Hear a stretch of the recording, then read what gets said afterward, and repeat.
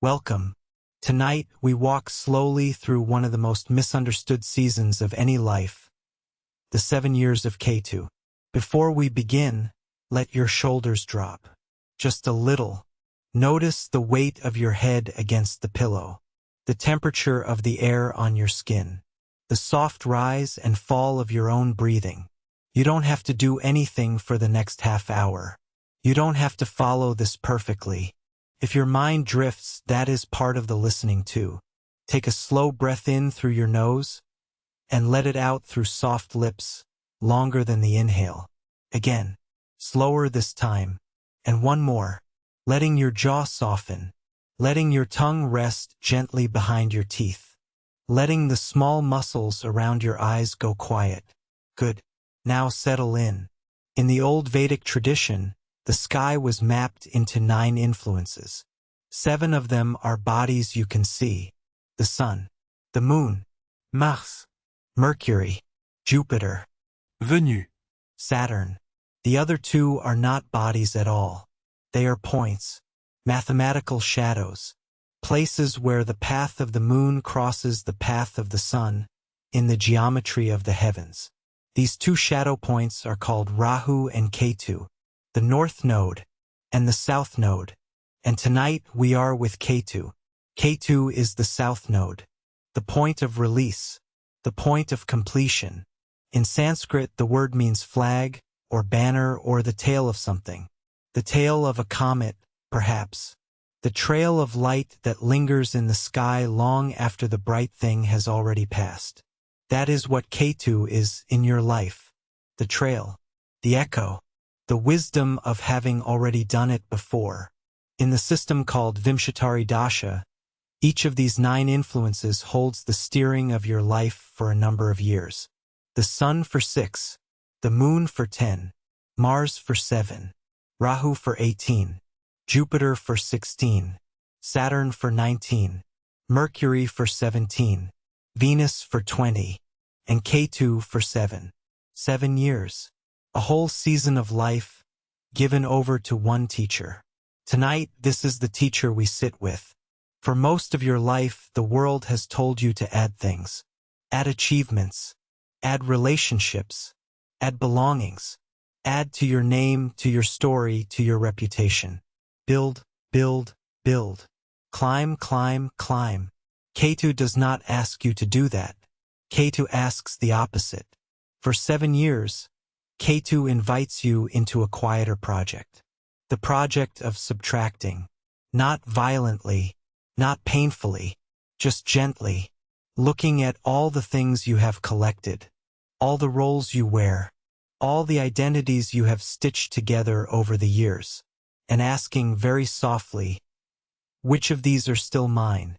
Which of these am I carrying because they are real? And which of these am I carrying because I forgot to put them down? This is the work of Ketu. It is not a punishment. It is a clearing. Imagine you have been walking for many years through a forest, gathering things as you go. A stone here, a feather there, a bag of acorns, a walking stick that someone handed you once, books you have not read, letters you have not sent, names you have not spoken in a long time. Your pockets are full.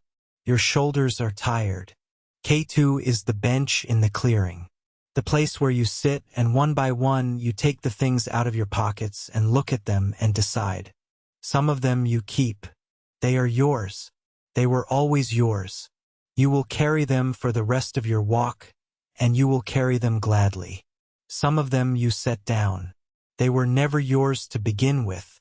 You picked them up because someone said you should, because you were trying to be loved, because you were afraid of being seen as empty. They were heavy in a way that you are only just now noticing. You leave them on the bench, and the forest takes them back. That is the first year. In the first year of Ketu, you may feel a strange tiredness. Not the tiredness of overwork, but the tiredness of carrying. Things that used to excite you may go quiet. People who used to fill your day may feel a little further away. The path that you were so sure of, just a little blurry now. This is not depression. This is dust settling. Let it settle.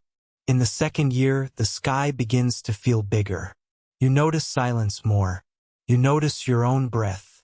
You may find yourself drawn to old books, old prayers, old places, to rivers, to temples, to the corner of your home that gets the morning light, to a particular tree in a particular park, for no reason you can explain. Something inside you is asking to be left alone for a while, not because you are broken, but because you are remembering what you were before the world taught you who to be. In the third year, the questions get quieter but more honest. Not what should I do, but what is actually true for me.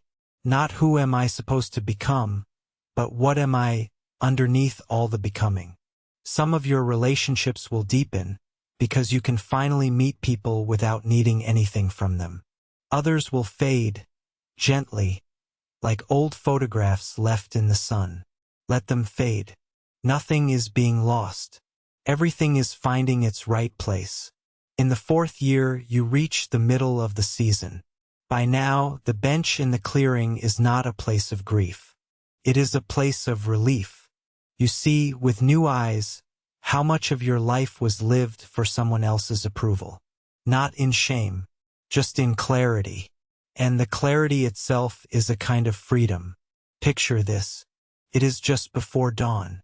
You are walking up a quiet stone path. The air is cool. There is a small temple at the top, lit by a single oil lamp. No one else is there. You take off your shoes at the threshold.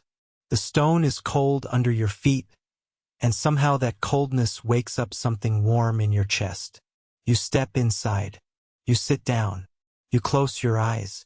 You don't pray for anything. You don't ask for anything. You just sit. And the morning comes, slowly, behind your eyelids. That is the fourth year. That is what Ketu is making room for. In the fifth year, you begin to walk again. Not back into the forest the way you came, but forward, lighter. The things you kept feel right in your hands. The things you released you do not miss. People who knew you before may say you have changed. They will not always mean it kindly. That is all right. You did not change to please them. You changed because the truth was waiting for you, and you finally had the quiet to hear it. In the sixth year, the season starts to turn outward again. Energy returns. Plans begin to make sense.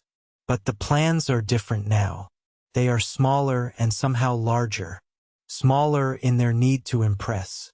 Larger in their honesty. You build, but you build from what is yours. Not from what you were told to want. In the seventh year, you complete. Whatever Ketu was here to clear has been cleared. Whatever Ketu was here to teach has been learned. You step out of the clearing, lighter than you entered, and the forest opens onto a new field. A new sky, a new chapter, ready for you. 7 years of letting go. 7 years of garden patience. 7 years of becoming by unbecoming. If you are listening to this in the middle of your Ketu Mahadasha, please hear this clearly. Nothing is wrong with you. You are not lost. You are not falling behind. You are exactly where the deepest part of you asked to be, even if the surface part of you did not know. The slowness you may be feeling is not failure. It is the body finally being allowed to rest from a long sprint that started before you can remember. The distance you may feel from old friends is not coldness. It is your soul making room for a quieter circle. The questions that keep returning at night are not anxieties. They are invitations. The dreams that have changed are not random. They are the inside of you, talking to you in the only language it has left. Ketu is the most spiritual of all the 9 influences in this system. The whole point of this 7-year season is to remind you that beneath every story you tell about yourself, beneath every name and role and history, there is a still witnessing presence. Awake, whole, untouched by anything that has happened or will happen in the moving world. You are that presence. The Mahadasha is just helping you remember. So tonight, as you let this episode carry you towards sleep, Leave the worry on the bench in the clearing. The forest will take it back. You don't have to hold it. Breathe in slowly through the nose, and out slower still through soft lips. Breathe in, and out. You are safe. You are held. You are exactly on time. If your Ketu season is ahead of you, you are being prepared. If it is around you now, you are being shaped.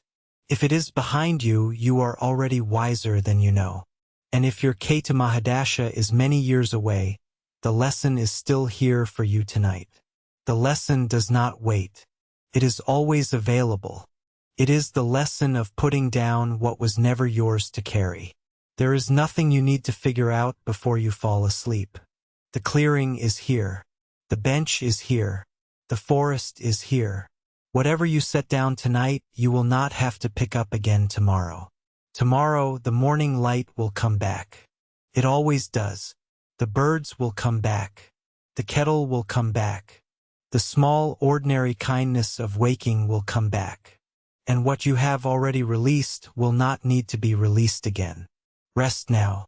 Let the breath get smaller. Let the room get further away. Let this voice fade into the soft hum behind it. You are safe. You are held. You are loved by something older than your worries. May your sleep be deep. May your dreams be kind. May the morning find you light. Good night, friend. Good night.